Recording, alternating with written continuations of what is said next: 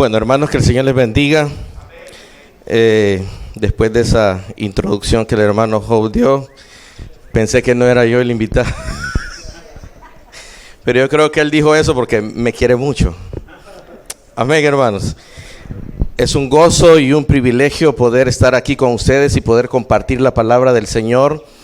Para mí es muy grato haber recibido esta invitación de parte del pastor Job y poder compartir con ustedes este día.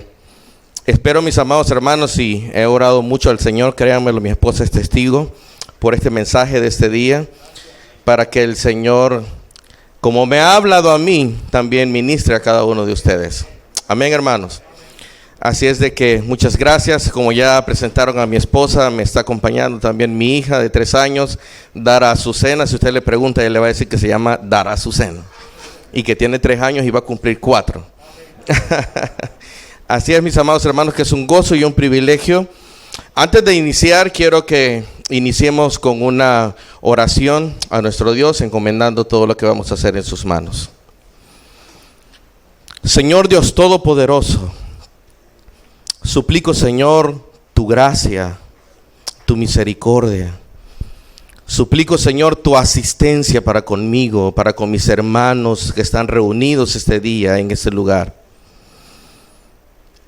Pero principalmente a mí, Señor, para la exposición de tu palabra. Señor, reconozco que separado de ti, nada puedo hacer y nada soy.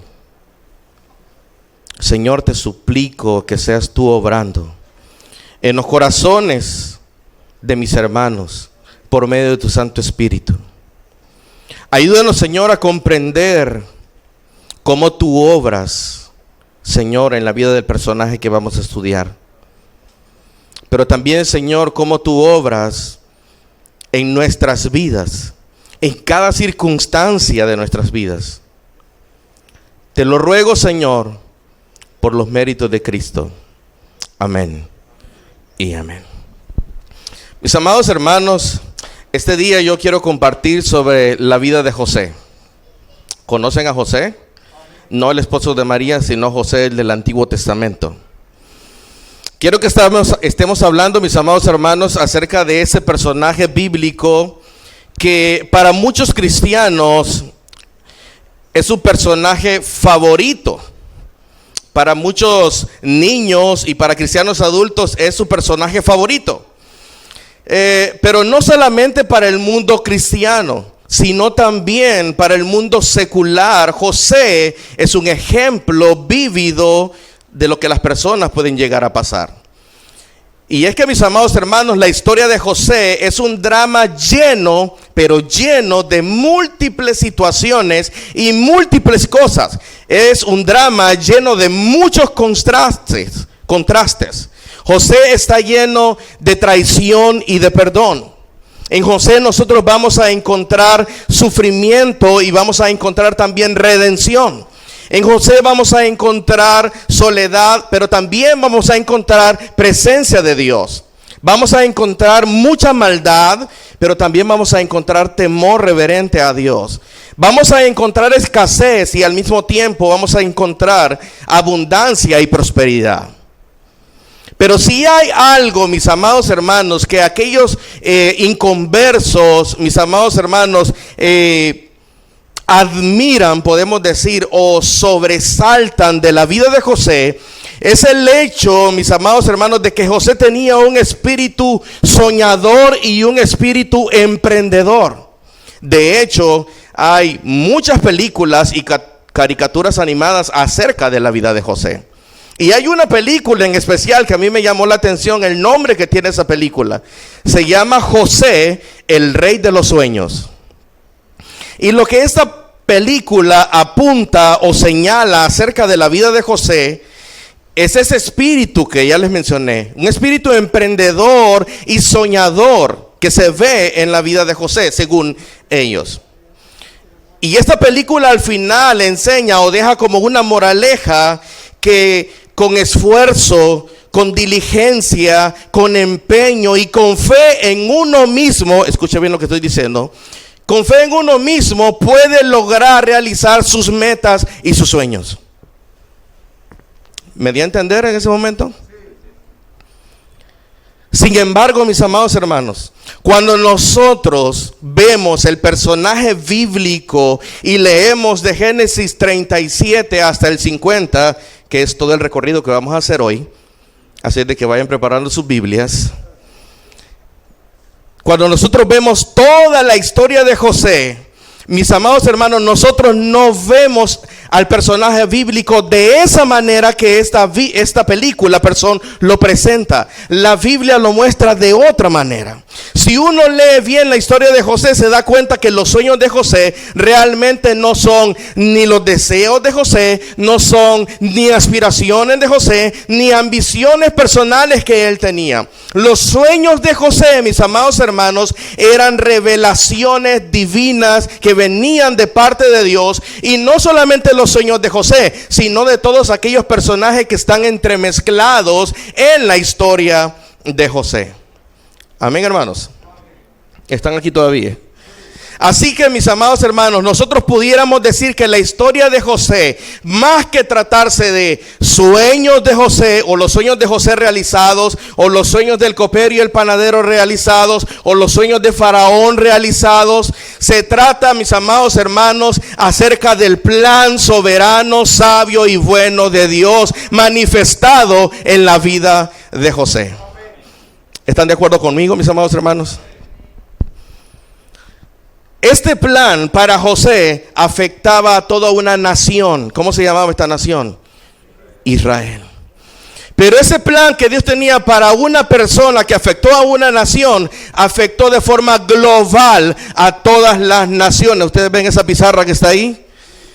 Básicamente está enfocando a todas las naciones. Ese plan soberano, sabio y bueno de Dios es un plan global para todas las naciones.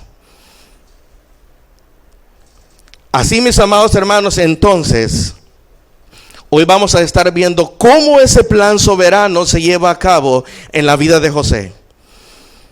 Y de los múltiples temas que nosotros podemos ver en la historia de José, que ya mencioné anteriormente, quiero, mis amados hermanos, enfocarme nada más en este. Cómo nosotros podemos ver la soberanía, sabiduría y bondad de Dios en la vida de José. Y los que estuvieron en el módulo 1 de el entrenamiento de líderes, se recordarán que en la lección número 2 veíamos justamente esto. Que Dios es soberano, sabio y bueno. Entonces, mis amados hermanos, Dios es soberano, sabio y bueno. Y a la luz de este personaje, nosotros vamos a ver cómo este plan se lleva a cabo. Mi objetivo, mis amados hermanos, para esta mañana es mostrar cómo el plan soberano, sabio y bueno de Dios se manifiesta en la vida de José a través de las diferentes circunstancias que él vivió. Pero al mismo tiempo, mis amados hermanos, ir viendo este plan, cómo nos afecta a nosotros a través de aplicaciones directas de los pasajes e implicaciones indirectas del pasaje, que son prácticas para nosotros a través de estos tres atributos de Dios. ¿Están de acuerdo conmigo que estos son tres atributos de Dios? Él es soberano, Él es sabio y Él es bueno. Son tres atributos que a Dios le pertenecen. Y es lo primero, mis amados hermanos, antes de que iniciemos con la historia de José directamente, es lo primero que yo quiero aclarar y es lo primero que veamos. El primer atributo que yo menciono acá es soberanía. ¿Y qué es soberanía? Que Dios tiene el control de todas las cosas. Él hace lo que le place. La escritura, mis amados hermanos, muestra eso desde el Génesis hasta el Apocalipsis, y lo vemos nosotros con claridad en los sucesos del Evangelio. Dios planeó y cumplió la muerte de su Hijo por nuestros pecados. ¿Cuántos dicen amén? A través de la ira de los líderes malvados. Entonces la soberanía de Dios nosotros lo podemos encontrar desde Génesis hasta Apocalipsis. Isaías capítulo 46, versículo 9 y versículo 10 dice lo siguiente: acordaos de las cosas anteriores ya pasadas, porque yo soy Dios y no hay otro. Yo soy Dios y no hay ninguno como yo, que declaro el fin desde el principio y desde la antigüedad lo que ha sido hecho. Yo digo, mi propósito será establecido. ¿Cómo dice el Señor? Mi propósito será establecido. Y todo lo que quiero, aleluya. ¿Ustedes se acuerdan del rey Nabucodonosor, el gran rey de Babilonia, que edificó obras arquitectónicas que fueron clasificadas entre las 7 grandes maravillas del mundo? Este gran rey alabó la soberanía del Altísimo. Daniel capítulo 4, versículos 34 y 35. Pero al fin de los días, dice Nabucodonosor, yo, Nabucodonosor, alcé mis ojos al cielo y recobré mi razón y bendije al Altísimo y alabé y glorifiqué al que vive para siempre, porque su dominio es un dominio eterno y su reino permanece de generación en generación, y todos los habitantes de la tierra son considerados como ¿qué, mis amados hermanos? Mas él, Dios, actúa conforme a su voluntad. ¿En dónde? En el ejército del cielo y entre los habitantes de la tierra. Nadie puede detener su mano ni decirle, ¿qué has hecho? O ¿qué haces? Como dice la Reina Valera. ¿Me estoy dando a entender? Lo voy a decir en unas palabras más breves. La soberanía de Dios es que Dios hace lo que quiere, con quien quiere, como quiere, cuando quiere, a la hora que quiere y como Él quiere. Creo que es más claro. El segundo atributo, mis amados hermanos, es su sabiduría. Y cuando hablamos de la sabiduría de Dios, estamos diciendo que Él siempre sabe y siempre hace lo que es mejor. Y de hecho, Él es la fuente de la sabiduría. La Escritura, mis amados hermanos, igual que la soberanía, muestra esto desde Génesis hasta Apocalipsis. Y lo vemos con claridad en los sucesos del Evangelio. Cristo crucificado es la sabiduría de Dios. Job capítulo 12 versículo 13 dice, en él están la sabiduría y el poder y el consejo, el entendimiento son suyos. Amén, hermanos. Y por último, estoy explicando estos 3 atributos para entender todo lo demás que vamos a ver. El tercer atributo y último, que es la bondad, dice de que siempre tiene buenas intenciones. Hace lo que es bueno y produce el bien supremo para su propio nombre, para sus hijos y para su creación. Como dice el Salmo 34, versículo 8. Probad y ved que el Señor es bueno. Y el Salmo termina diciendo, cuán bienaventurado es el hombre que en él se refugia. Él es el fundamento de la bondad.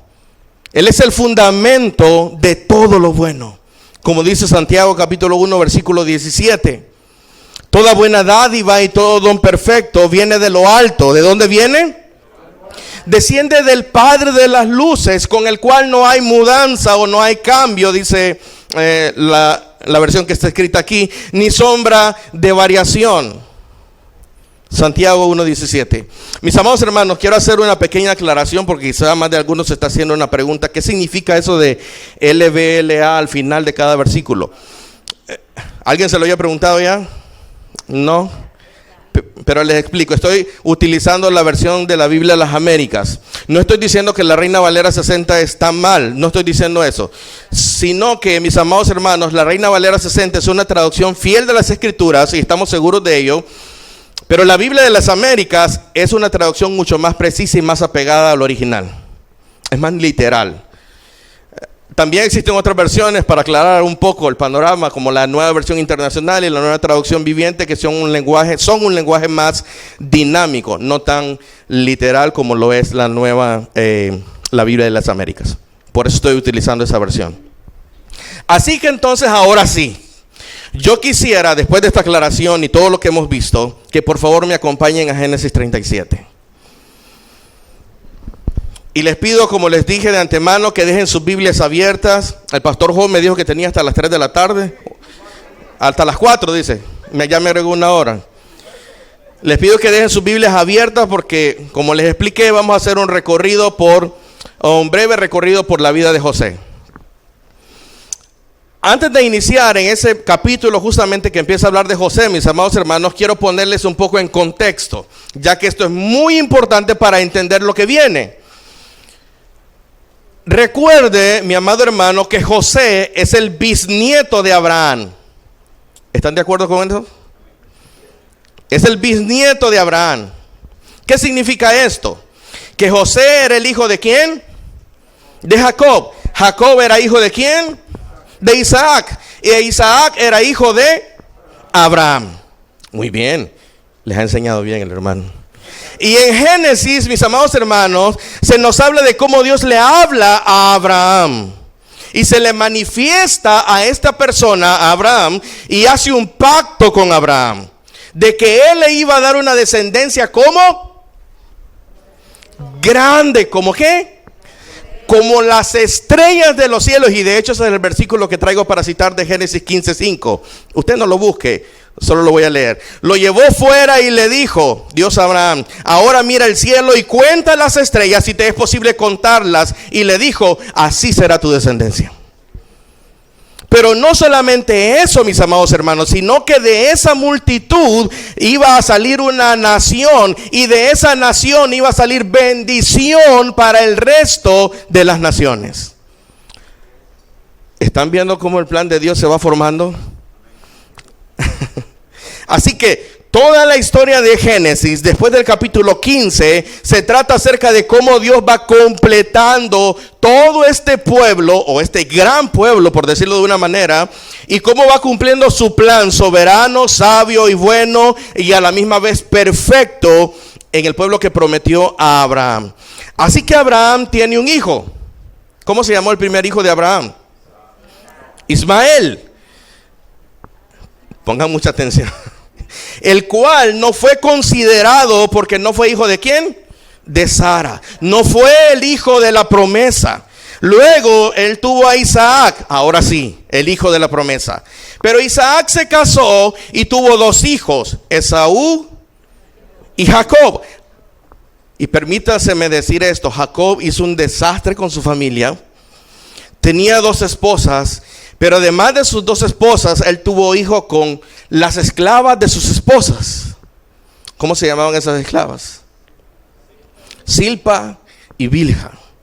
Así que la familia de José vivían en un hogar de 2 esposas, de 2 esclavas, y todas ellas eran mujeres de Jacob, de su padre, el padre de José.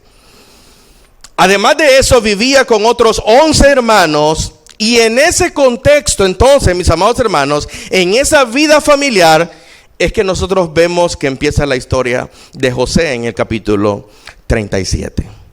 Veamos lo que dice el versículo 2 del capítulo 37. Esta es la historia de las generaciones de Jacob. José, cuando tenía, ¿cuántos años dice? 17 años, apacentaba el rebaño con sus hermanos. El joven estaba con los hijos de ¿quién? De Bilha y los hijos de Silpa, las cuales eran esclavas, ¿verdad? Entonces, estas eran, dice, mujeres de su padre. Y José trajo a su padre malos informes sobre ellos, sobre sus hermanos. Fíjense, mis amados hermanos, que ya de por sí eso ya levanta una tensión o cierto conflicto entre José y sus hermanos. Es lo que nosotros en buen salvadoreño, y permito que me disculpen la palabra, en buen salvadoreño podemos llamar y decir: José era un chambroso, un chismoso. Pero a la luz de la historia de José, nosotros vemos que José no lo hacía solamente por chismear o por molestar a sus hermanos. Y lo hacía porque era un hombre veraz y era un hombre justo. Amén, hermanos.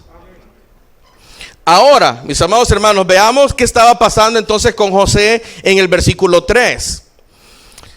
es algo que empeoraba aún más la situación de José con sus hermanos. Dice el versículo 3, y amaba a Israel. Recuerden que a Jacob se le cambió el nombre por el de Israel.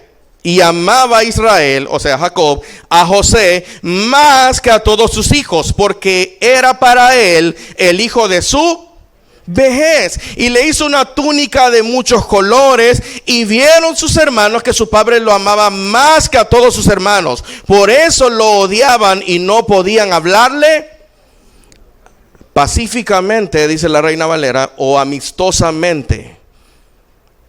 No podían hablarle de forma tranquila, como decimos nosotros en salvadoreño. Jacob entonces muestra claramente su favoritismo hacia José. Era el hijo favorito de la casa, pero al mismo tiempo José era seriamente bulleado o maltratado por sus hermanos. El versículo dice que ni siquiera le podían hablar amistosamente o pacíficamente. Lo detestaban, mis amados hermanos, lo odiaban. Y agregado a esto, o para colmo de males, José tuvo 2 sueños. ¿Cuántos sueños tuvo José?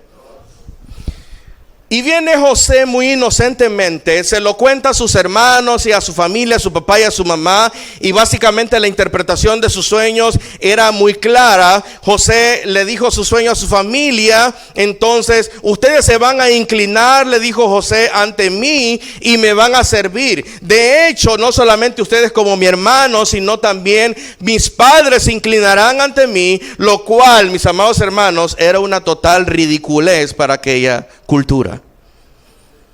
No tenía sentido.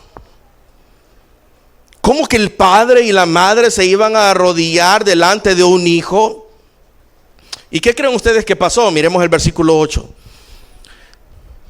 Y sus hermanos le dijeron: ¿acaso reinarás sobre nosotros? ¿O acaso te enseñorearás sobre nosotros? ¿Y qué dice al final?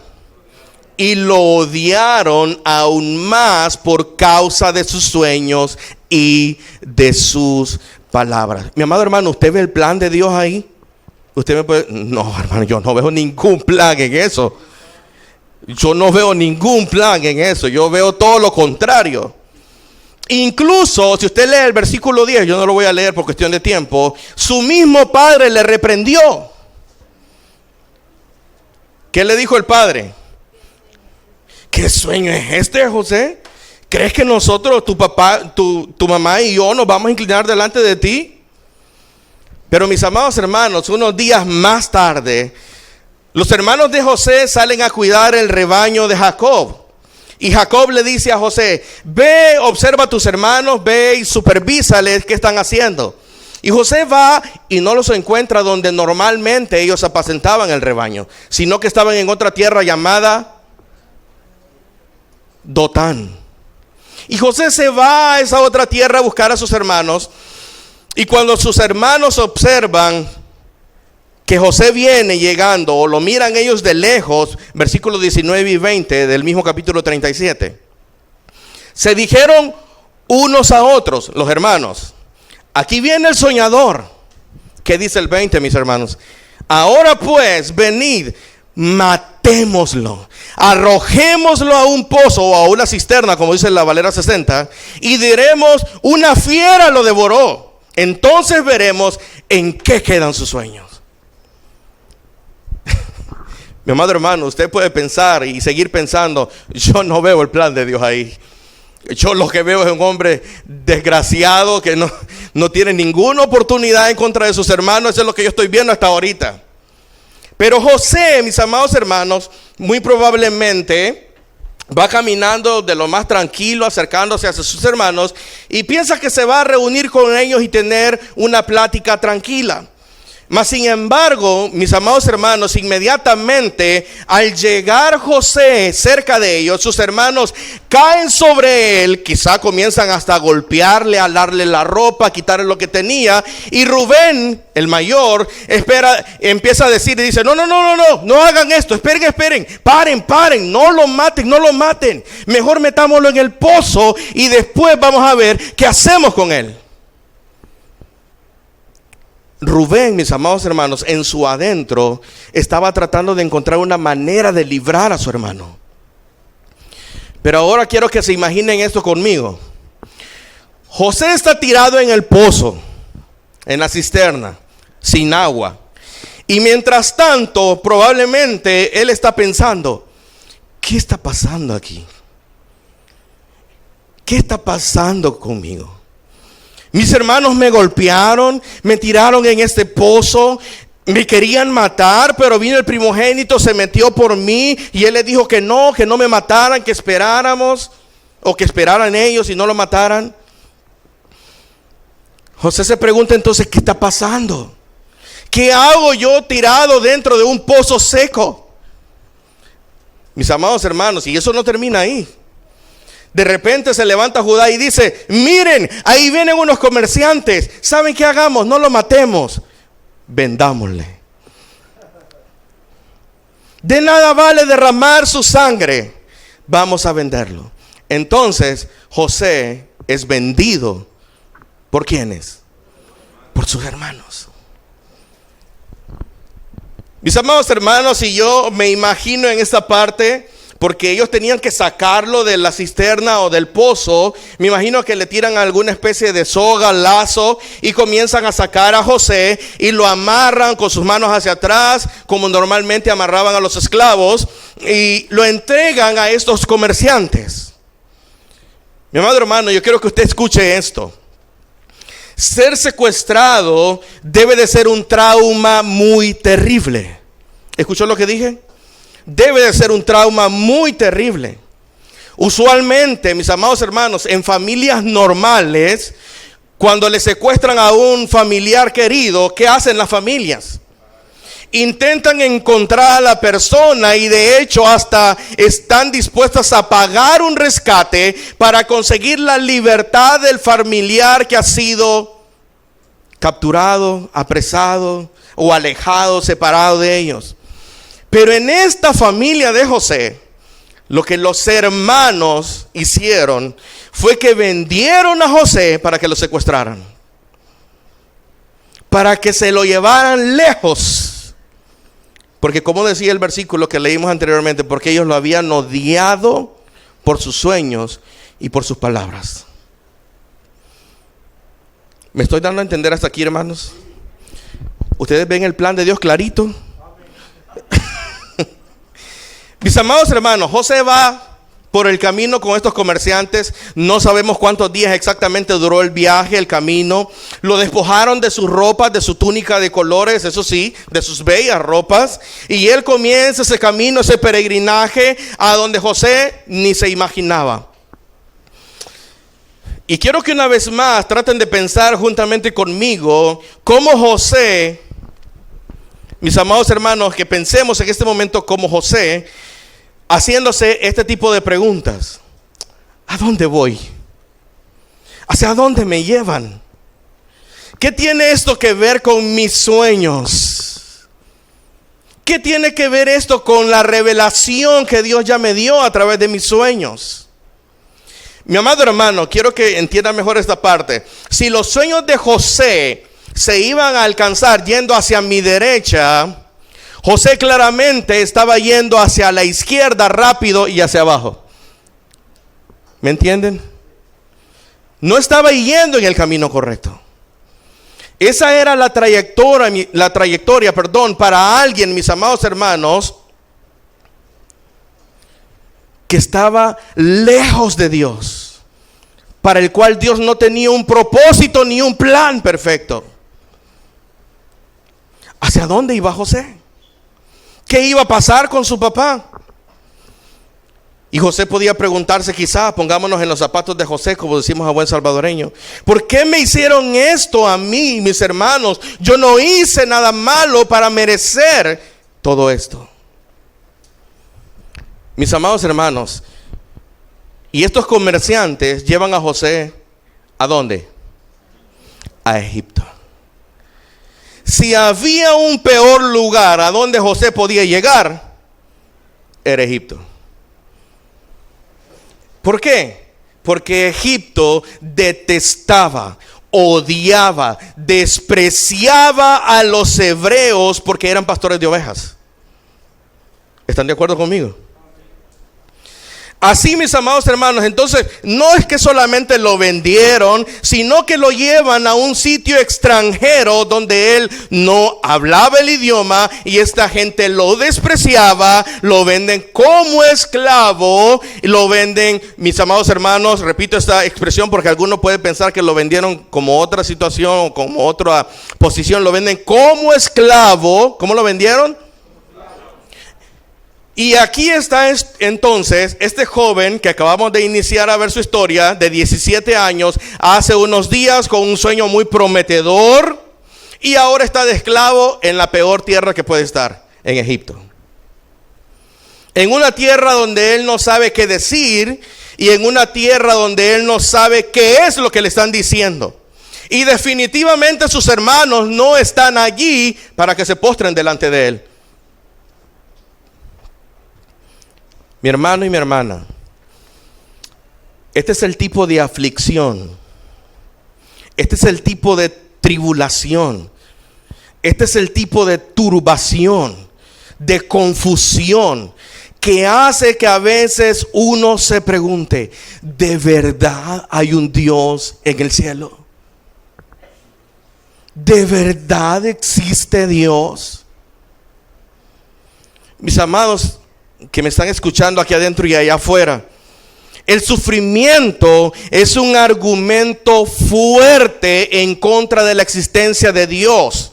No tanto porque sea sólido o fuerte lógicamente, sino porque duele. Y el ser humano por naturaleza no le gusta el sufrimiento. Así entonces, mis amados hermanos, que yo me puedo imaginar que cualquiera en el lugar de José podría estar diciendo: ¿será verdad los sueños que yo tuve? Cualquiera en el lugar de José puede preguntarse eso. ¿Será verdad esos sueños que yo tuve? ¿O Dios se equivocó en mostrarme eso? ¿Habrá sido producto de mi imaginación? ¿De verdad hay un Dios en el cielo que está conmigo? Iglesia cristiana, por la gracia de Dios, miembros, amigos que nos visitan, ¿alguna vez te has hecho esta pregunta? ¿De verdad hay Dios en el cielo por causa de tu sufrimiento? Porque José probablemente dijo: ¿qué sentido tiene que haya Dios en el cielo si a mí me está pasando de todo, pero cosas malas? Mis amados hermanos, si puede ser que de inmediato José dijera: sí, claro que existe un Dios, claro que hay un Dios en el cielo. Él se manifestó a mi bisabuelo, Él se manifestó a mi abuelo, Él se manifestó a mi padre. Claro que hay un Dios, estoy seguro de eso. Entonces ahora empiezan preguntas más difíciles. Aquí empiezan, Pastor Job, las preguntas teológicas. Hermano Cruz, aquí empiezan las preguntas teológicas. Hermano Orlando, aquí empiezan las preguntas teológicas que en el discipulado nosotros podemos responder. ¿Cómo es ese Dios? ¿Cómo es ese Dios? ¿Por qué Él deja que esto pase? ¿Estará Él realmente siendo soberano? O sea, ¿está Él realmente en control de las cosas? ¿Es esta la sabiduría de Dios? ¿Es esta su forma de mostrar su bondad para conmigo? Porque ¿cómo puede ser que Él es soberano, sabio y bueno, como lo presentábamos aquí, y me esté pasando todo lo malo que puede venir sobre este mundo, me está pasando a mí? ¿Alguna vez he preguntado eso? Por lo menos yo sí. Quizás ustedes, como dice el hermano, ustedes son de acero, yo sí. Me he preguntado eso muchas veces. Pero José, mis amados hermanos, como nosotros vemos en la Escritura, si él conocía y sabía y había entendido una doctrina y la tenía clara en su mente, y que eso era lo que a él le sostenía, era la soberanía, sabiduría y bondad de Dios sobre su creación y los eventos que ocurren de este lado del cielo o de este lado de la eternidad. Él está en control de todo. Aunque te esté pasando lo peor del mundo en este momento, Dios es soberano, sabio y bueno. ¿Me está escuchando? Así que José decía entonces, claro que hay un Dios y claro que Él está en control. ¿Saben ustedes, mis amados hermanos, qué es lo próximo que nosotros tendemos a pensar cuando las cosas están yéndonos muy mal? Nosotros decimos, si hay un Dios en el cielo, y yo sé que es bueno, que es sabio, que Él está en control de todas las cosas, que es soberano. ¿Saben ustedes cuál es la próxima pregunta que nosotros nos hacemos? ¿Qué hice yo para merecerme esto?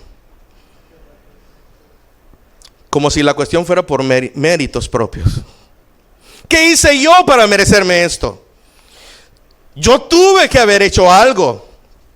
Y uno comienza a pensar, a retroceder el cassette y decir y hacer memoria y empezar a hacerse muchas más preguntas. ¿Habrá sido por esto que yo hice que estoy pasando lo que estoy pasando? ¿O habrá sido por aquello otro? ¿Yo estoy pagando por haber hecho tal y tal cosa?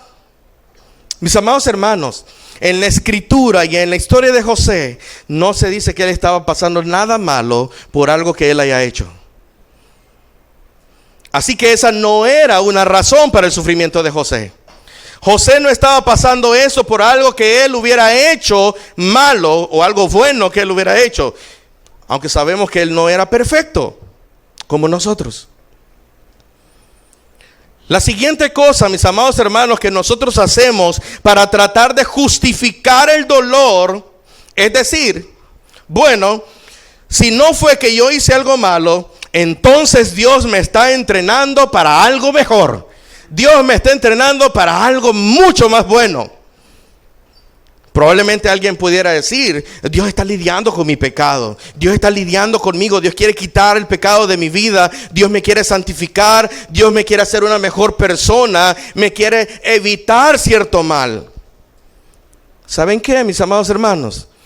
Eso es cierto, eso está en la Biblia. Nosotros vemos a un Dios lidiando con sus hijos para santificarlos, pero eso no es lo que dice de la vida de José.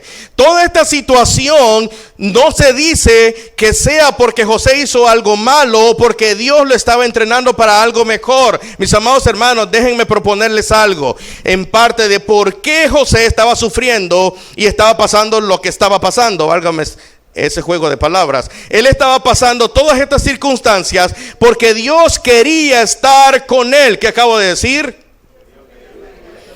Dios quería estar con él y quería cumplir su plan soberano, sabio y bueno. Dios quería hacer avanzar su plan a través de la vida de José.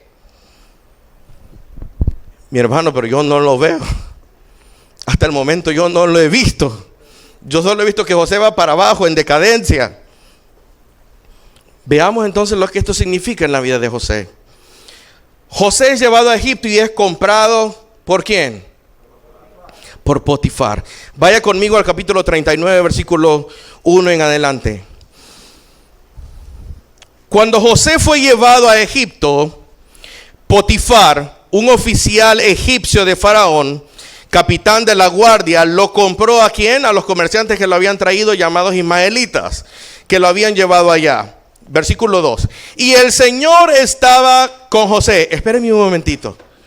¿Cómo dice ese segundo versículo? No, mi hermano, yo no veo al Señor ahí. ¿En serio? ¿Estaba el Señor con José? Es así como el Señor trata. Cuando el Señor, mis amados hermanos, está a favor de uno, uno esperaría que todo, mis amados hermanos, vaya bien. ¿Sí o no? En nuestra mente humana eso es lo que pensamos. Pero uno esperaría este trato solo si el Señor está en contra mía. Pero que este versículo diga que el Señor estaba, en el caso de José, conmigo, ¿qué sentido tiene eso? No era solamente, mis amados hermanos, la palabra estaba con José. Esa palabra estaba no solamente da la idea de que Dios lo estaba viendo a José, no, que lo estaba observando. Da la idea de que era una cercanía que Dios tenía con José. Dios no tenía nada en contra de José, al contrario, Dios tenía mucho a favor de José. Y miren lo que dice después, siempre en el versículo 2. Y el Señor estaba con José, que llegó a ser un hombre próspero, y estaba en la casa de su amo el egipcio, y vio su amo que el Señor estaba con él, y que el Señor hacía prosperar en su mano todo lo que él hacía. Ahora uno puede decir, ves, ya va teniendo sentido. La cosa ya se va aclarando un poco. Pero les repito, él estaba sufriendo. Fue vendido como esclavo. Seguía siendo esclavo. Pero ¿saben qué? Aunque no lo veamos claramente hasta este momento, Dios estaba cumpliendo su propósito. Dios estaba llevando a cabo y haciendo avanzar su plan soberano, sabio y bueno. Era para cumplir su plan perfecto, su plan A. No había plan B, era su plan A, de mantener a salvo a su pueblo. Miremos el versículo 4. Así encontró José gracia ante sus ojos, y llegó a ser su siervo personal. Y lo hizo, ¿qué cosa? Mayordomo sobre su casa, y entregó en su mano todo lo que poseía. Y sucedió que desde el tiempo que lo hizo mayordomo sobre su casa y sobre todo lo que poseía, hablando de la casa de Potifar, el Señor bendijo la casa del egipcio por causa de ¿quién? De José. Y la bendición del Señor estaba sobre todo lo que poseía en la casa y en el campo. Así que todo lo que poseía lo dejó en mano de José. Y con él allí no se preocupaba de nada excepto del pan que comía.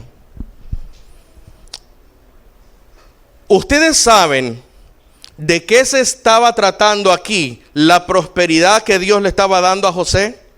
Cuando dice de que y el Señor lo prosperaba, ¿ustedes saben de qué está hablando? ¿De qué tipo de prosperidad está hablando?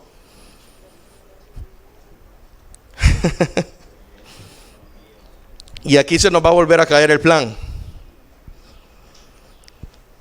José estaba trabajando para hacer más rico a Potifar. José no creció en bienes materiales en esa época. José no creció en riqueza en esa época. La bendición de José, ¿sabe cuál era? Bendecir a Potifar. José hizo más rico al egipcio.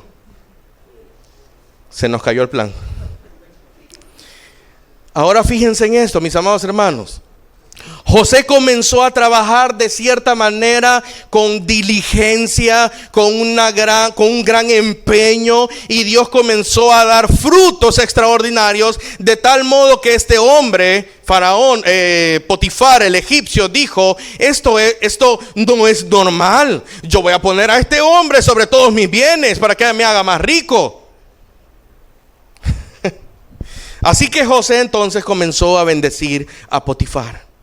Comenzó con esa actitud de hacerlo progresar en sus negocios, y luego él fue puesto en una mejor posición. ¿Saben cuál era la posición de José? A ver si alguien le pega. Mayordomo, dicen algunos. Primer esclavo. Primer esclavo. Esclavo VIP. Mi amado hermano, yo no quiero que usted se pierda. Él seguía siendo esclavo. Los esclavos no tenían posesiones, no tenían riquezas económicas. Ahora lo único que José tenía era una posición de confianza y de honor entre los esclavos. No se pierdan, mis hermanos. Era entre esclavos. Y así duró José mucho tiempo. Pero más adelante en la historia de José, viviendo en la casa de Potifar, José es acosado sexualmente y es acusado injustamente. Y yo creo que esta parte todos la manejamos muy bien, porque hay muchas prédicas sobre esta parte específicamente. En medio de todo este transcurso, la esposa de que José vivía en la casa de Potifar, la esposa de Potifar se enamoró de José porque José era de apariencia hermosa, como el que ustedes tienen enfrente. Solo es para que no se duerman, no se preocupen. Y comenzó a acosarlo, comenzó a sonsacarlo y a tratar de enamorarlo. Y José se negaba una vez, y José se negaba otra vez, y se negaba, y se negaba. Y miren lo que dice el versículo 8, mis amados hermanos, en el capítulo 39. Versículo 8, capítulo 39. Pero él rehusó. ¿Y qué dijo? Y dijo a la mujer de su amo: estando yo aquí, ¿qué dice? Mi amo no se preocupa de nada en la casa y ha puesto en mi mano todo lo que posee. Pero mire lo que dice el 9. No hay nadie más grande que yo en esta casa y nada me ha rehusado excepto a ti, pues tú eres su mujer. Y termina diciendo: ¿cómo entonces iba yo a hacer esta gran maldad y pecar contra Dios? Mi hermano, después de todo lo que le ha pasado a José, él está tratando de ser fiel a Dios. La pregunta aquí es, como aplicación o implicación directa a nosotros, ¿cómo hubiésemos actuado nosotros? Si Dios me ha dejado botado, ahora yo voy a conseguir lo que yo quiero. ¿Acaso nuestra mente no es así? Quizás solo la mía piensa así. Mi amado hermano, démonos cuenta en este pasaje cómo él comienza con un argumento de lealtad hacia su amo. Él dice: yo no le puedo hacer esto a mi amo.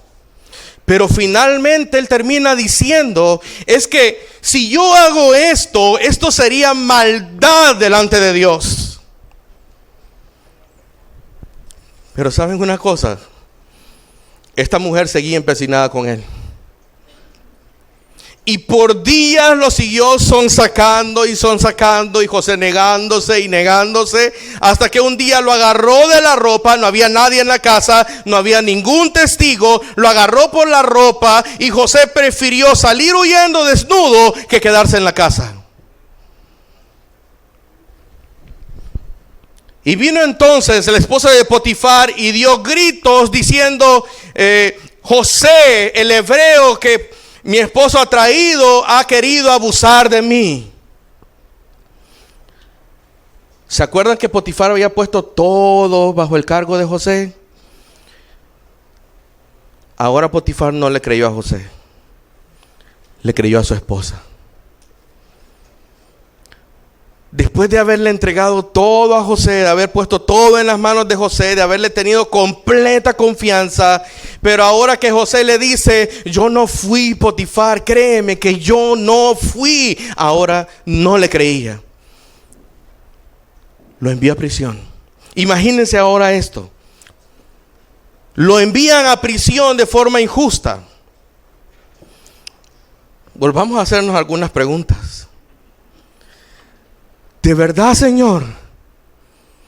¿Es en serio?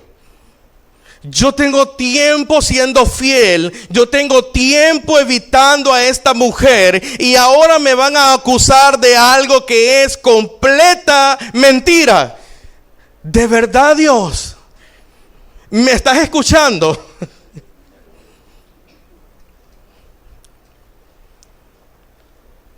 Pensemos en esto.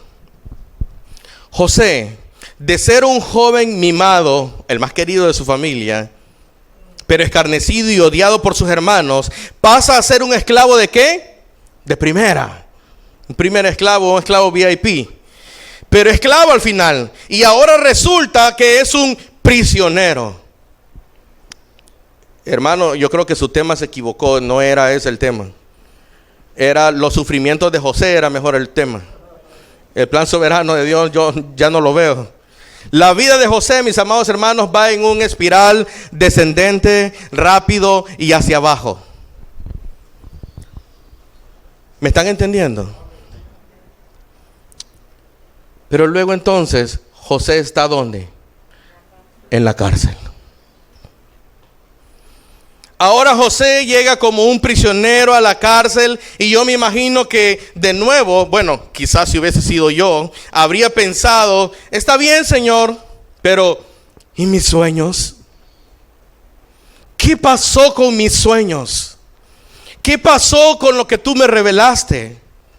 Miremos ahora, mis amados hermanos, lo que sucede en la cárcel. Versículo 21. Mas el Señor, ¿qué dice, mis amados hermanos? Mi hermano, pero si está en la cárcel. Mas el Señor, dice el versículo 21, estaba con José. No, si así es como Él va a estar conmigo, mejor nos separamos. Cualquiera puede decir eso, ¿sí o no? No, si así es como Él me va a tratar, mejor yo me separo de Él. ¿Cómo es esto de que el Señor está conmigo y ahora yo estoy en la cárcel, estoy en una prisión en Egipto, lejos de mi casa? Mire lo que sigue diciendo el versículo 21. Y le extendió su misericordia y le concedió gracia ante los ojos del jefe de la cárcel. Mi amado hermano, estando en la cárcel, ¿quién quiere esa misericordia? Levante la mano quien quisiera esa misericordia. Lógicamente podemos decir que no. Señor, si tú me vas a dar una misericordia o de verdad vas a estar conmigo, por lo menos yo espero salir de la cárcel, dejar mi nombre en limpio, tomar un caballo, llegar a Canaán, poner a mis hermanos en su lugar y tomar mi posición en la casa. Eso sí sería misericordia, pero esto que estoy pasando no es misericordia. Pero ¿qué dice el versículo? El Señor le dio gracia delante del carcelero. Mi amado hermano, ¿saben que eso es una misericordia, o mejor dicho, una bondad de parte de Dios, aún en las circunstancias difíciles? Lo único, mis amados hermanos, que en nuestro concepto de bondad y de bendición, eso no cuadra con misericordia. Eso no cabe en nuestra mente de que eso es misericordia. ¿Cómo es la misericordia en nuestra época? Pudiésemos preguntarnos, ¿cómo es la misericordia en nuestra época? Mis amados hermanos, nosotros vivimos en una época que la misericordia de Dios debe de ser, ¿cómo? Miremoslo.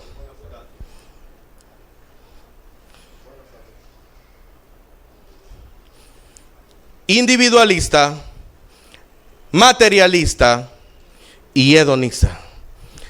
¿Y qué quiere decir eso, hermano? ¿Qué significa eso? Individualista, porque la misericordia debe estar centrado en mí, en mi bienestar. Debe estar centrado en la persona. Y quizá algunos de los míos, pero sobre todo aquellos que son más cercanos a mí. Por eso es individualista. Materialista, Porque la misericordia debe de tratarse acerca de qué tantos bienes materiales puedo poseer o qué tantos bienes materiales Dios puede otorgarme, qué tantas posesiones yo logro acumular. Y es hedonista porque intenta maximizar la cantidad de placer y comodidad y minimizar la cantidad de incomodidad y de dolor en la vida. ¿Se entendió, mi hermano? Eso sí es misericordia. Si eso fuese así, eso sería buena misericordia. Así que en un sistema como el que nosotros vivimos, en el que es materialista, individualista y hedonista, no cuadra que un hombre caiga en la cárcel por algo que no cometió y de paso el Señor diga que estaba con él. Eso no cuadra. Y de paso, o dicho sea de paso también, dice que le estaba haciendo misericordia.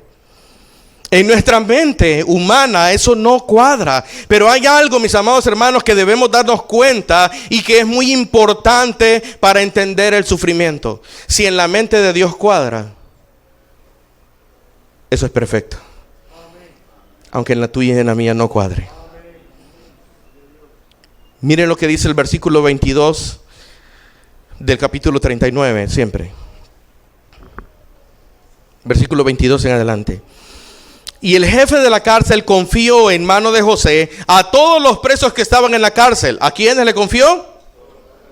Y de todo lo que ahí se hacía, él era responsable. 23. El jefe de la cárcel no supervisaba nada que estuviera bajo la responsabilidad de José, porque el Señor estaba con él y todo lo que él emprendía, el Señor lo hacía prosperar. Y es ahí quizás donde la gente puede decir amén, aleluya, hoy sí Dios lo está prosperando. Pero estaba preso, hermano. Estaba preso. Él estaba en la cárcel. No ha salido de la cárcel. Él está dentro de una cárcel. Anteriormente, como esclavo, su prosperidad se trataba de bendecir a Potifar. ¿Lo recuerdan? Y hacerlo crecer en sus bienes materiales dentro de su casa y en el campo, en sus bienes del campo que tenía Potifar. ¿Saben ahora de qué se trataba su trabajo?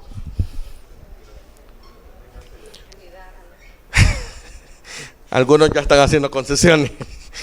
De poner cómodos a los presos. De lidiar con criminales. ¿Y saben qué hacía José? Lo hacía muy bien.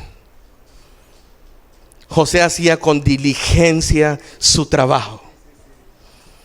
Ahora, mis amados hermanos, quiero enfocar una palabra que el versículo 23 dice muy claramente, y es una palabra muy apreciada en nuestra época, es la palabra emprendía. ¿La leyeron ustedes en el versículo 23? Hoy en día esa palabra suena mucho.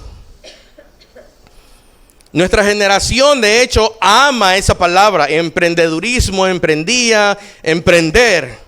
Y cuando hablamos de esto, mis amados hermanos, hablamos de personas que ponen sus propios negocios y que por la revolución digital del internet, a nosotros nos encanta escuchar las historias de personas que no tenían nada y que así mismas se hicieron ricas. En inglés, brother Eduardo, sería self-made millionaires, ¿verdad? Personas que se hicieron ricos de la nada, en un garaje, en un dormitorio, y de repente tienen marcas millonarias. Y nos encanta ver las historias de el que fundó Apple, el dueño de Microsoft, por mencionar algunos, Google, Facebook, Amazon, TikTok, Twitter, y pudiese toda la mañana estar citando cosas aquí, Snapchat. Nos encanta la idea de que ahora, por causa del internet y de la revolución digital, podemos ser agentes del globo terráqueo, entrar en la economía global. Así que, mis amados hermanos, cuando hablamos de esta palabra, estamos hablando de iniciar negocios propios, y se dan cursos de emprendedurismo en línea, ahora por Zoom, por Meet, por tantas plataformas que hay. Y quiero aclarar algo: yo no tengo nada en contra del emprendedurismo. De hecho, gracias al Señor, ahora soy un emprendedor también. No tengo nada en contra de esto, y ojalá y Dios quiera que todos aquí seamos emprendedores. y que hagamos cosas buenas con nuestro emprendedurismo. Pero volvamos a José. Miren el emprendedurismo de José. Miren el tipo de prosperidad de José. José tenía iniciativas de cómo iba a tomar una prisión donde él no debía estar y acomodarla de tal modo para que las personas que sí debían estar estén en mejor condición. Pregunto, ¿eso es el plan soberano, sabio y bueno de Dios? ¿Eso es prosperar para Dios? Para nuestra cultura, eso es ser un miserable. Para nuestra cultura, mis amados hermanos, eso es ser un olvidado de Dios. Pero para Dios, eso es el cumplimiento de su plan perfecto. Ese es el cumplimiento de su plan perfecto. Ahora, mis amados hermanos, ¿qué sigue pasando con la vida de José? José ahora está en la cárcel, está ayudando en la cárcel. José está haciendo, podemos decir, florecer la cárcel. Llegan a la cárcel 2 prisioneros nuevos, 2 ministros del faraón, uno el jefe de los panaderos y el otro el jefe de los coperos. Y José les servía, y un día nota que estas 2 personas, que estos 2 hombres tienen un rostro demudado, un rostro triste. O sea, ellos estaban tristes. Mis amados hermanos, que si yo hubiera sido el que hubiera estado en la cárcel, yo solo les hubiera dicho, miren, tomen su comida y ahí sigan con su tristeza. Porque yo también estoy preso. Pero José no hizo eso. José no hizo eso. José se sentó con ellos. Empezó a hablar con ellos. Y les preguntó, ¿qué les pasa? Y ellos le contaron entonces que tuvieron un sueño. Cada uno de ellos tuvo un sueño distinto. Y él les dice, del Señor son las interpretaciones. ¿Qué les dijo José? Todavía José está confiando en el Señor. ¿Lo pueden ver ustedes? Todavía José está confiando en el Señor. Y José agrega luego, yo puedo darles la interpretación de ese sueño clamándole al Señor. De nuevo, mis amados hermanos, quiero enfatizar algo. Los sueños no se tratan de las aspiraciones que el copero y el panadero tenían, sino que eran revelaciones de Dios de lo que iba a pasar en la vida del copero y del panadero. Era una determinación que Dios ya había establecido. Al panadero, básicamente José le dijo, tu sueño significa que en 3 días tú vas a salir de aquí, pero te van a matar. Te van a ahorcar. Al copero le dijo lo mismo, en 3 días te van a sacar de aquí y tú vas a ser restablecido en tu oficio. Pero a este José le dijo algo. Versículo 14 del capítulo 40. Le dice, solo te pido que te acuerdes de mí cuando te vaya bien. Y te ruego que me hagas el favor de hacer mención de mí a Faraón y me saques de esta casa. Porque la verdad, dice el versículo 15, es que yo fui secuestrado de la tierra de los hebreos y aún aquí no he hecho nada para que me pusieran en el calabozo. Así que José entonces ahora le está diciendo al copero que va a estar cerca de Faraón, porque era el que le servía la bebida. Yo te estoy haciendo un favor, estoy cuidando de ti, te he servido todo este tiempo, así de que yo ahora espero que tú me hagas un favorcito. Que tú me hagas una ayudita. Pues las cosas pasaron, mis amados hermanos, como José les había dicho. Salió el panadero a los 3 días y lo ahorcaron. Salió el copero a los 3 días y fue restablecido a su puesto de sirviente de bebida, por así decirlo. Pero mire lo que dice el versículo 23.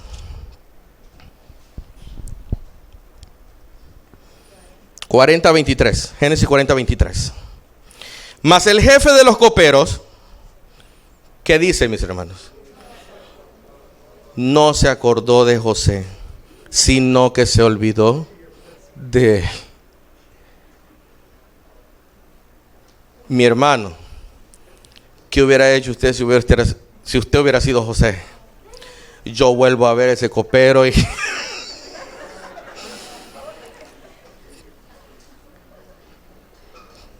Como dijo un hermano por allá en un cantoncito, yo soy cristiano, dijo, pero el machete no.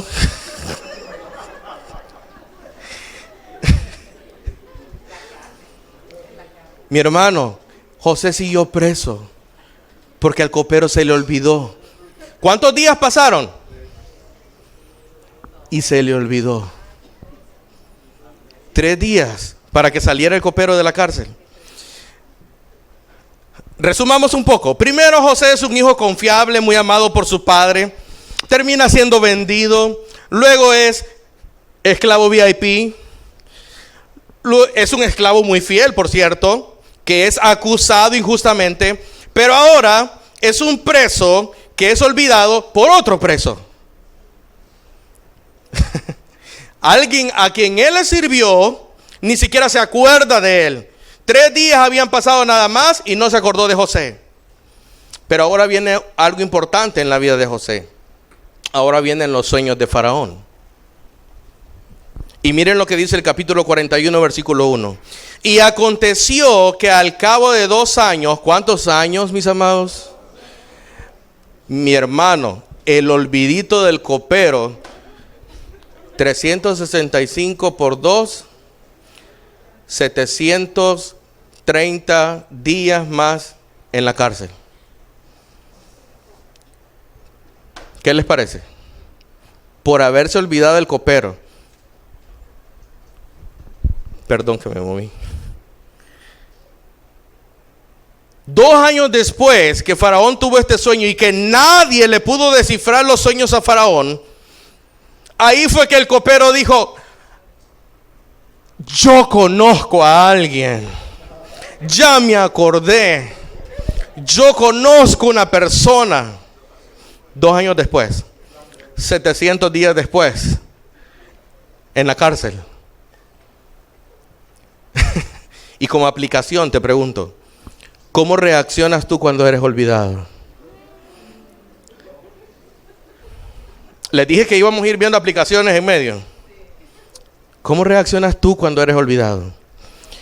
¿Cómo reaccionas tú cuando sirves, cuidas a las personas, pero no te pagan como tú crees? ¿Cómo reaccionas? Cuando no te hacen ni siquiera un favorcito.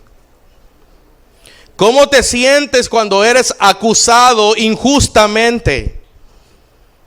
Nosotros, mis amados hermanos, por nuestra naturaleza pecadora, tendemos a la amargura, tendemos a hacernos las víctimas, a victimizarnos, a decir: ahora yo solo me voy a preocupar por lo mío, hay que ver los demás cómo salen.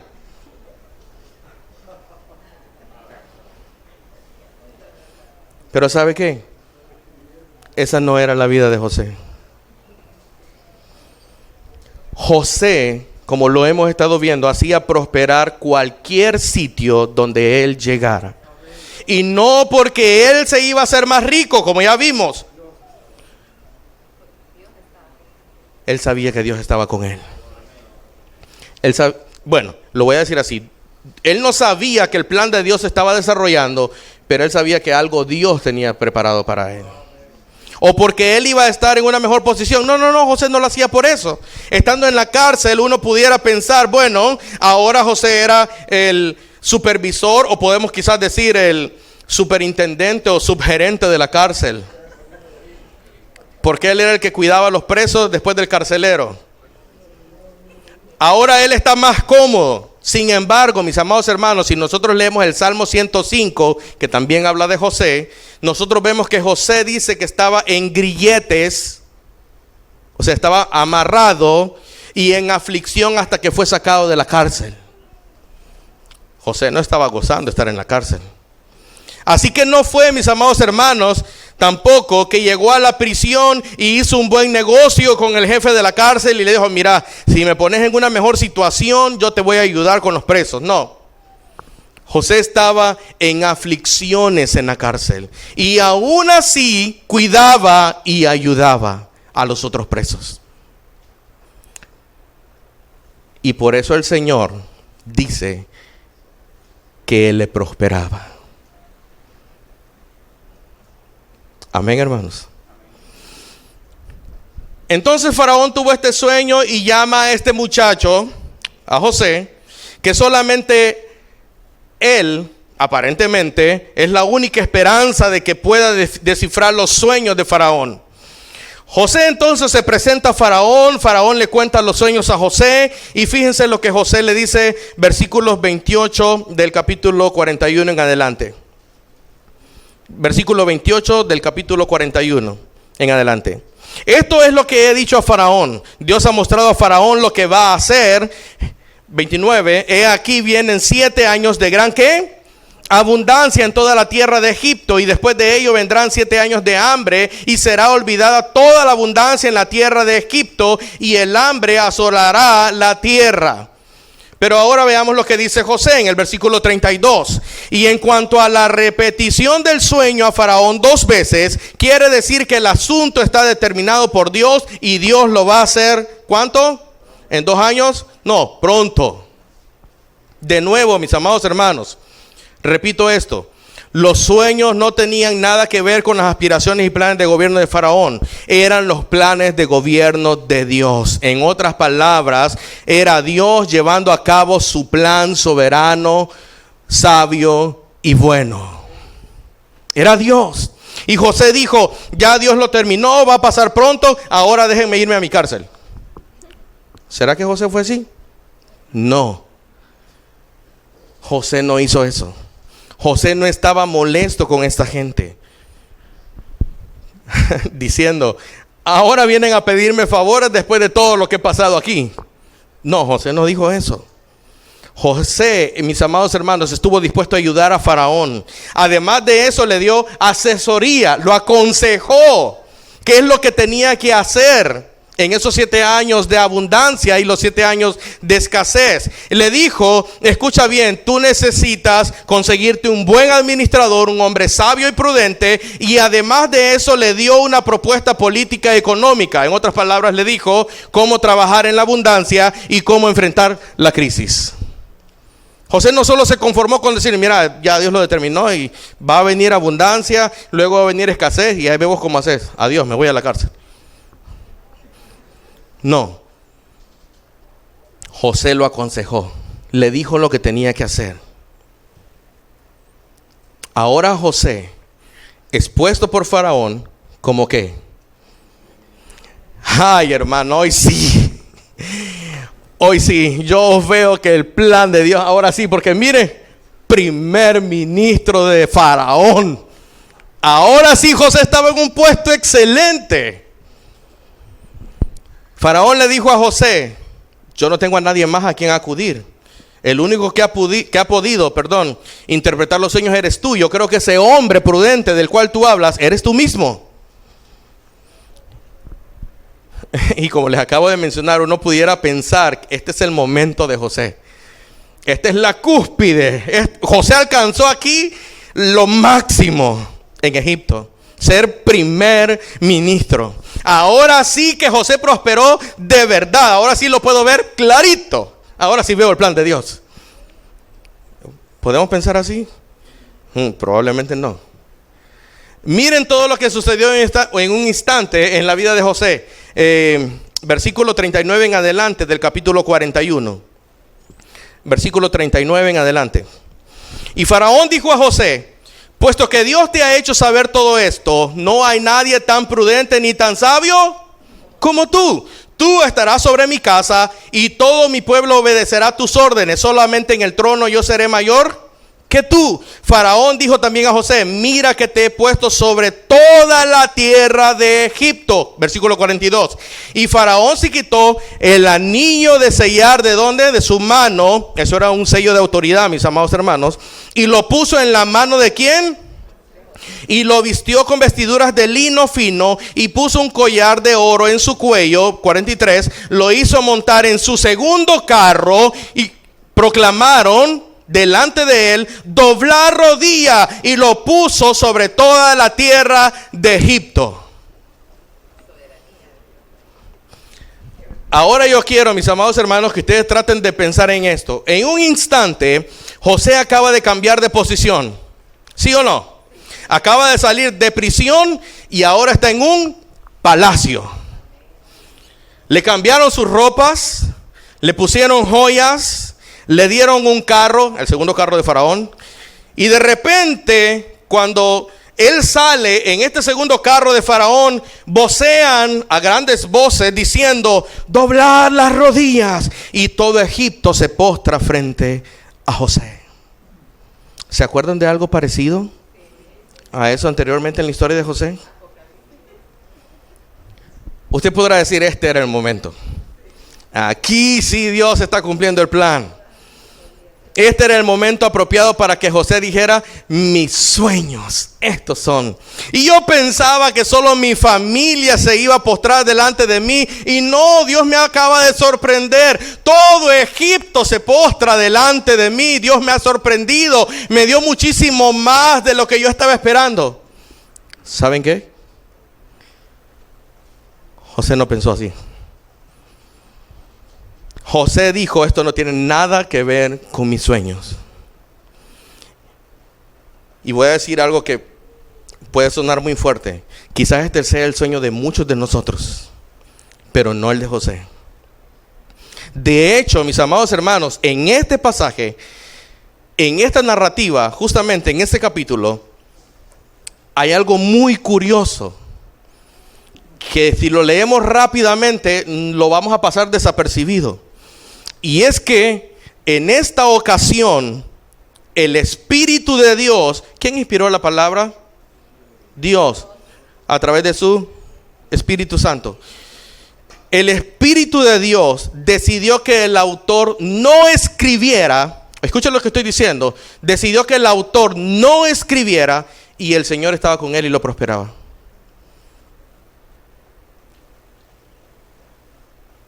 En este capítulo no encuentra usted esa frase. Y usted se preguntará: pero es que aquí es obvio.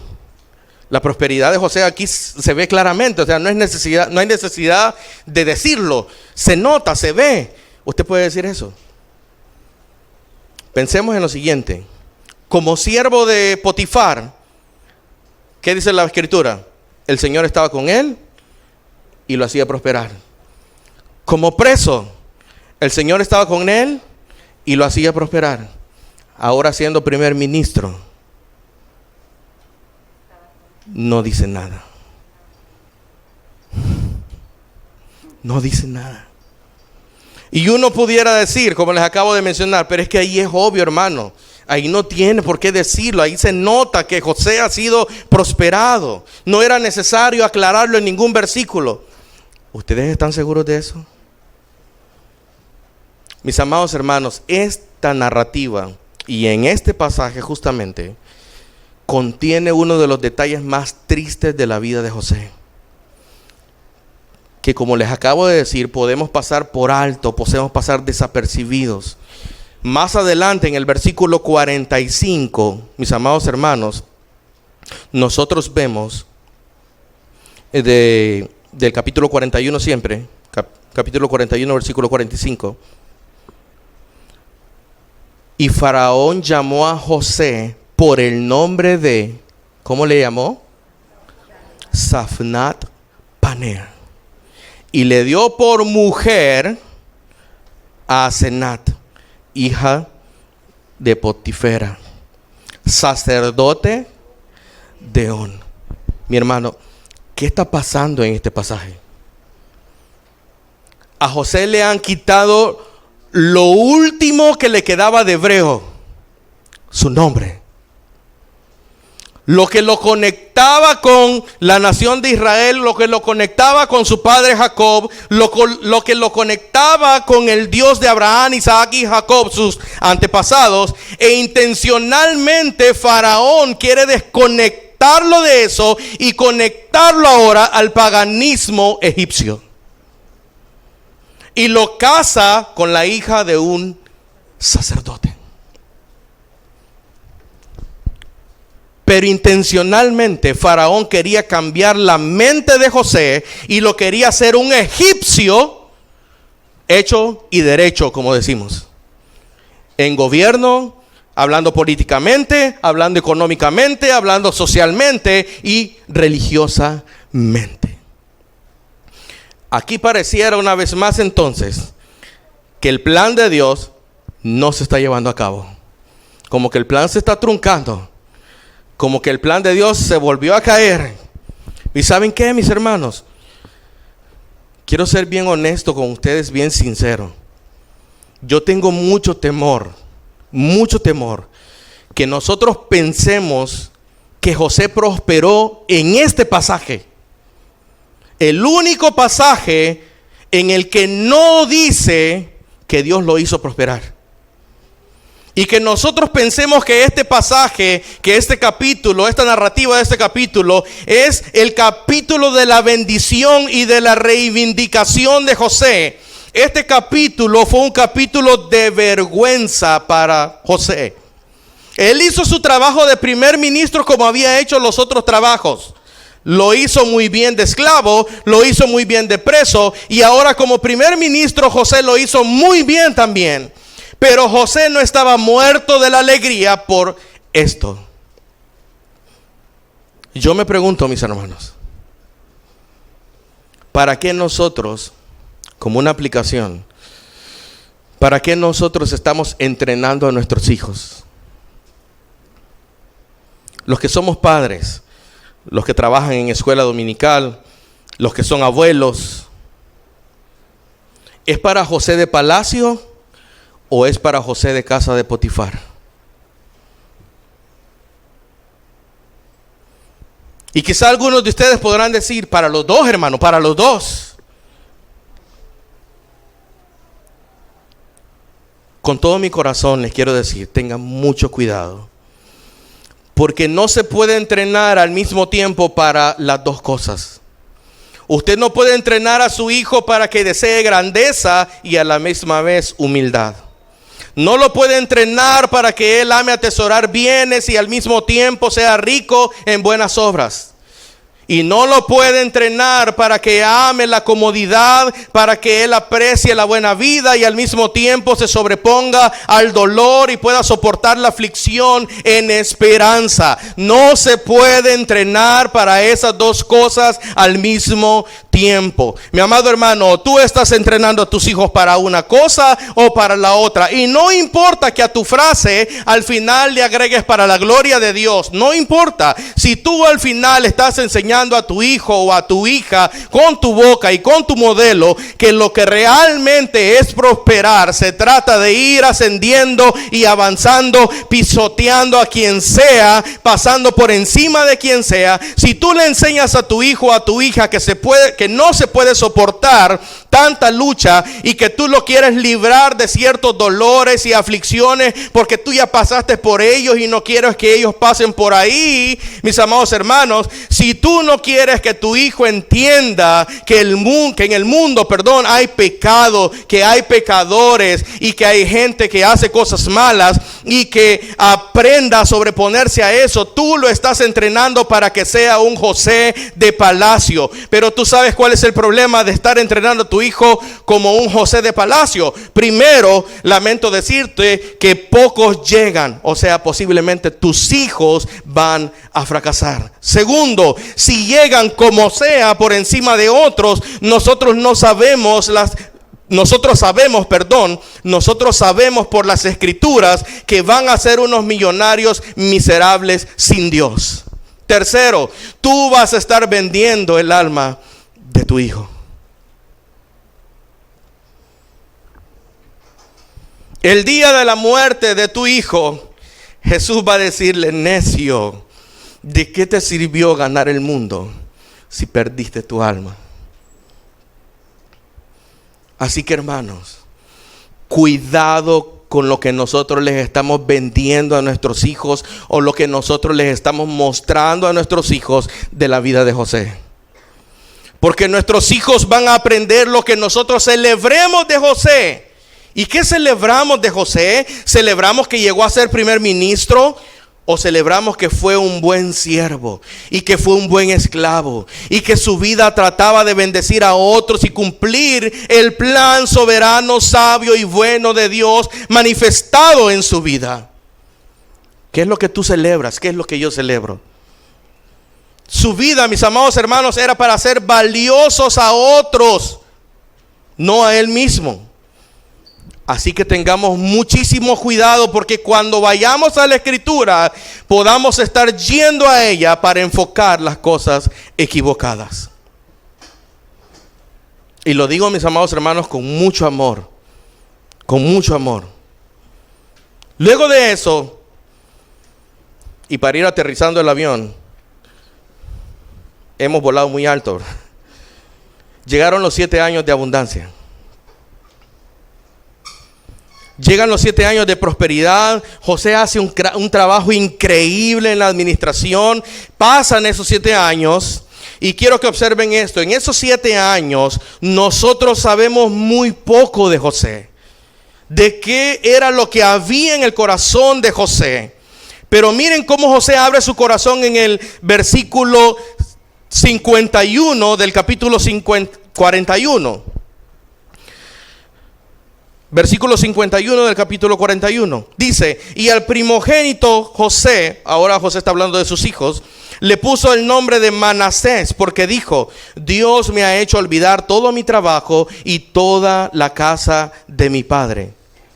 ¿Qué está diciendo José? Dios me ha hecho olvidar todo mi trabajo y toda la casa de mi padre. Versículo 52. Y el segundo le puso el nombre de Efraín, porque dijo: Dios me ha hecho fecundo en la tierra de mi aflicción. ¿Cómo llama José a Egipto? La tierra de mi aflicción. José no la llama la tierra donde yo cumplí mis sueños, la tierra de la abundancia, la tierra de la prosperidad. No. Egipto siempre va a ser la tierra de la aflicción de José. A José le dolió haber sido esclavo. A José le dolió haber sido un preso en la tierra de Egipto. Pero luego vienen los 7 años de escasez. Pasan, mis amados hermanos, los 7 años de abundancia, pasan 2 años de escasez y todas las naciones entran en crisis. Canaán entra en crisis y tiene que ir a Egipto a comprar comida, a comprar alimento. ¿Y saben quiénes llegan? Los hermanos de José. Capítulo 42, versículos 8 y 9. No se preocupen, ya aquí estamos yendo al aterrizaje. Capítulo 42, versículos 8 y 9. José había reconocido a sus hermanos, aunque ellos no lo habían reconocido. Versículo 9. José se acordó de los sueños que había tenido. Ahora es entonces que José dice: mis sueños. ¿Saben cuántos años, mis amados hermanos, habían pasado hasta este momento?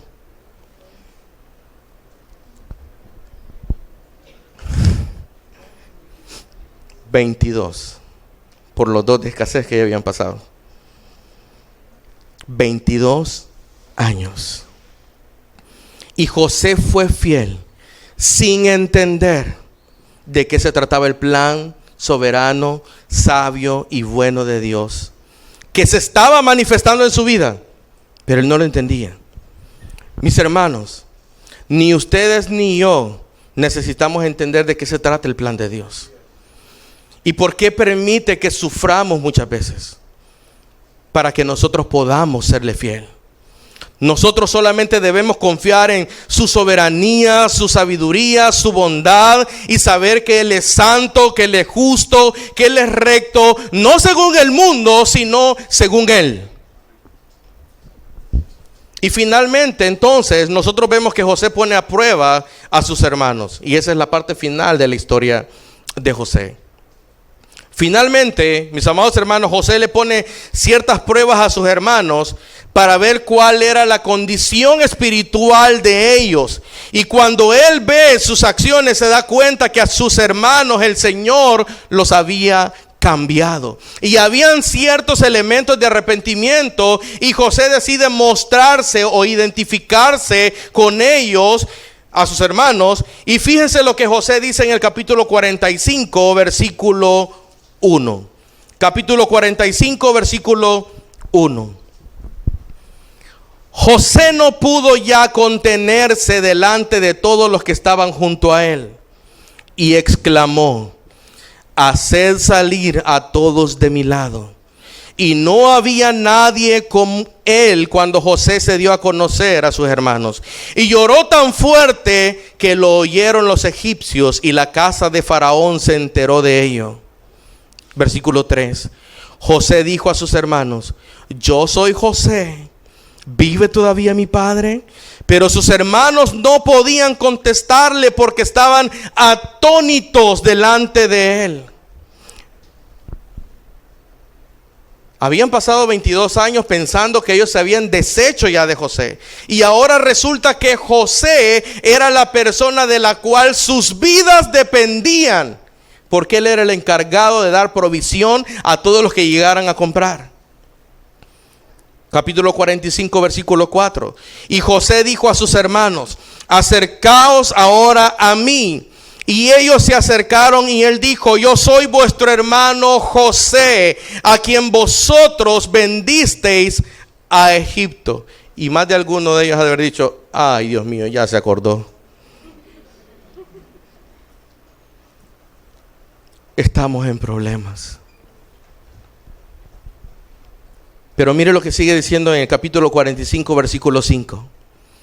Ahora pues, les dice José, no os entristezcáis, ni os pese el haberme vendido aquí, pues para preservar vidas me envió Dios delante de vosotros.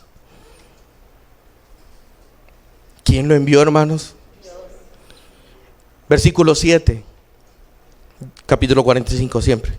Y Dios me envió delante de vosotros para preservaros un remanente en la tierra y para guardaros con vida mediante una gran liberación. Versículo 8. Ahora pues, les dice José, no fuisteis vosotros los que me enviasteis aquí, sino ¿quién? Dios. Y él me ha puesto por padre de Faraón y señor de toda su casa y gobernador sobre toda la tierra de Egipto. Y ahora sí, mis amados hermanos, usted y yo vemos el plan de Dios en la vida de José.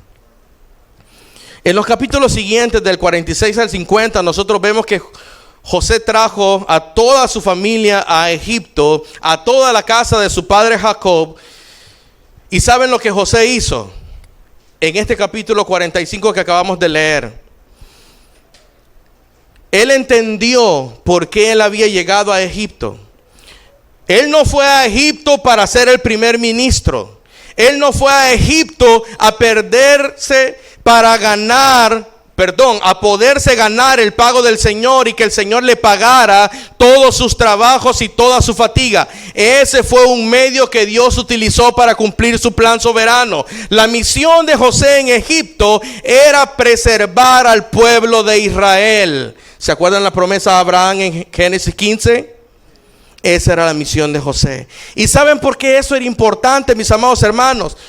Por la promesa que Dios le había hecho a Abraham, y Dios no iba a mentir en cuanto a esa promesa. Dios utilizó un hombre para que se cumpliese esa promesa en una nación, y de esa nación saliera bendición para todas las naciones. Entonces, preservar a sus 10 hermanos, a estos 10 hombres que lo vendieron, más su familia, que al final eran como unas 75 personas, porque ese era el pueblo de Dios, ese era el objetivo final. Porque ese puñadito era el pueblo al que Dios le había prometido bendición, y usó a José, ¿para qué? Para preservarlos y para hacerles el bien. Entonces ahora vemos que valía la pena haber estado 22 años en Egipto, la tierra de su aflicción.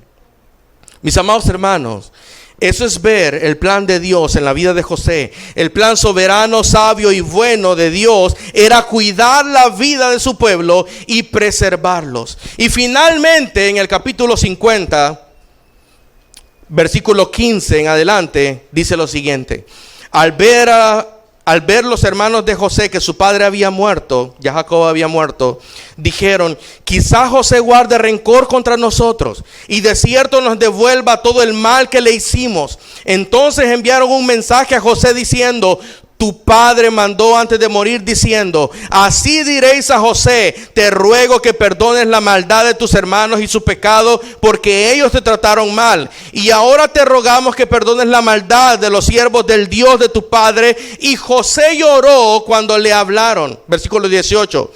Entonces sus hermanos vinieron también y se postraron. ¿Qué sucedió? Se postraron delante de él y dijeron: he aquí somos tus siervos. Versículo 19. Pero José les dijo: no temáis, ¿acaso estoy yo en lugar de Dios? Y el versículo 20, que yo creo que es muy conocido: vosotros pensasteis hacerme mal, pero escuchen lo que dice: pero Dios lo tornó en bien, para que sucediera como vemos hoy y se preservara la vida de mucha gente. ¿Vemos el plan de Dios? Ahora sí. Y el versículo 21 finalmente dice: ahora pues no temáis, yo proveeré para vosotros y para vuestros hijos. Y los consoló y les habló cariñosamente. ¿Cómo le hablaban ellos al principio? Ásperamente. Y él les habló cariñosamente. Mis amados hermanos, yo sé que aquí hay más de alguno que puede decir: hermano, a mí no me gusta ese plan de Dios. Si ese es el plan de Dios y posiblemente a mí me toque vivir lo que José vivió, a mí no me gusta. De hecho, déjeme serle sincero, a mí también me aterra. A mí también me da miedo que un día me ocurra algo similar a lo que le pasó con José, que destruya a Dios mi vínculo familiar, social, económico, y que pase 22 años lejos en una tierra que yo no conozca, que yo no entienda por qué esté sufriendo en ese lugar, que yo no entienda por qué he llegado a ese lugar. Y les digo, mis amados hermanos, con todo mi corazón, que eso es terrorífico. Pero si eso pasa contigo y conmigo, debemos hacer como José: vivir sabiendo quién es Dios, reconociendo que Él es soberano, sabio y bueno. Lo que Él ha prometido, Él lo hará. Aunque yo no entienda del todo o completamente el plan de Dios, debo aprender a depender y confiar en Él.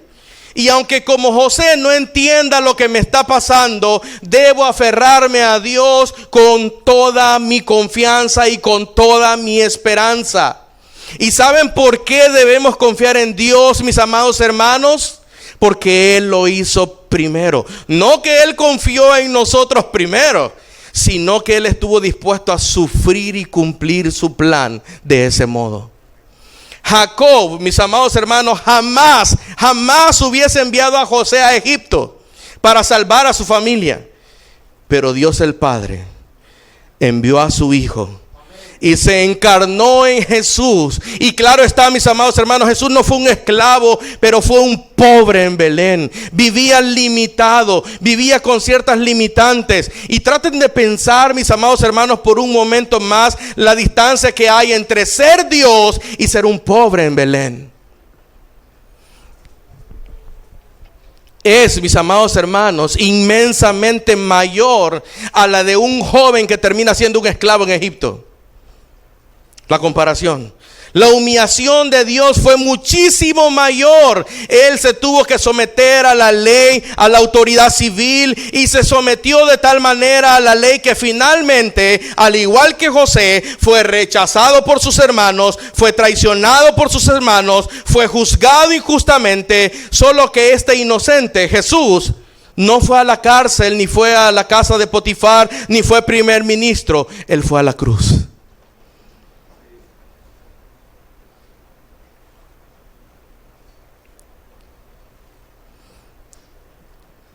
Él fue a la cruz.